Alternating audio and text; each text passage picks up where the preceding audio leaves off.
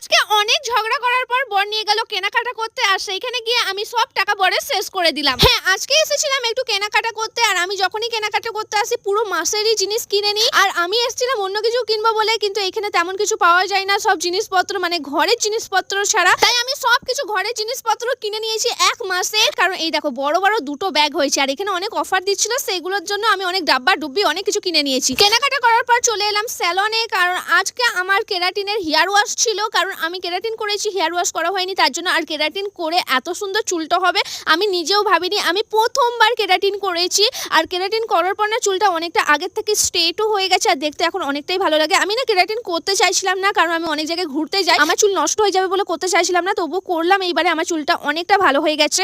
আর তারপরে আমার করার পরে আমার চুলটা কতটা সুন্দর লাগছে দেখো। আমি কেরাটিন করে আর এতগুলো শপিং করে বরের তো পুরো টাকাই শেষ করে দিয়েছি আজকে। আর এখন আমাকে এতগুলো জিনিস দেখো ঘরে গুছিয়ে রাখতে হবে।